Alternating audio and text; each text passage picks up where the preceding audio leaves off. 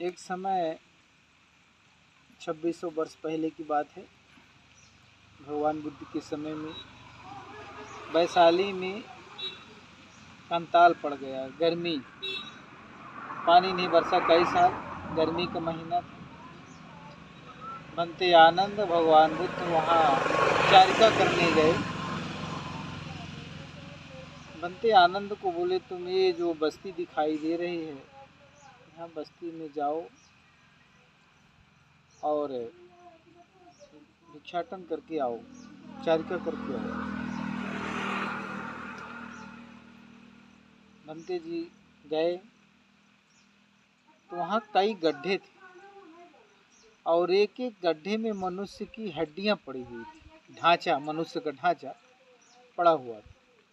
ये दृश्य देख कर के आनंद भगवान से कहते हैं कि भगवान ये जितने गड्ढे हैं, कई गड्ढे हैं गांव में, और उस हर गड्ढे में जो है एक मनुष्य का ढांचा पड़ा हुआ है।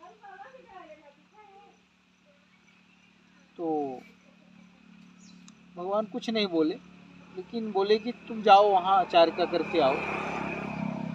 जब वहाँ गए तो उनके घरों में भी कुछ ढांचे पड़े हुए थे।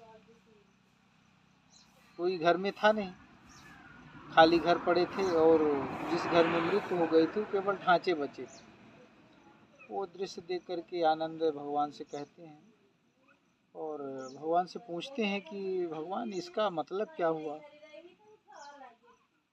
हर गड्ढे में मनुष्य का ढांचा हुआ है, शरीर की हड्डियां पड़ी हुई है, ढांचा।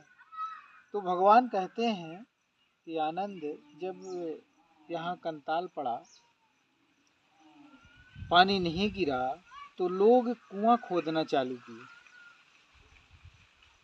तो अपने अपने घर के सामने हर व्यक्ति एक एक कुआं खोदना चालू किए कि पानी किसी न किसी तरह से पीने की व्यवस्था हो जाए। लेकिन संघम शरणम गच्छामि संगठन कमजोर था, संघ में नहीं रहते थे। अगर सारे लोग मिल करके एक कुआं खोदते तो सबको पानी मिल जाता, पर सब लोग अलग अलग कुआं खोद रहे थे। इसलिए कुआं खोदते खोदते अपना प्राण उसी कुएं में त्याग दिए।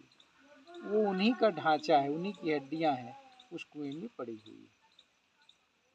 ये दृश्य देख करके जो है आनंद को भगवान बुद्ध बताते हैं कि ये संघम शरणम गच्छामि का ये नतीजा, मतलब हमारे संघ में जो है एक आस्था नहीं थी ना, संघ से अलग थे, इसलिए उनको ये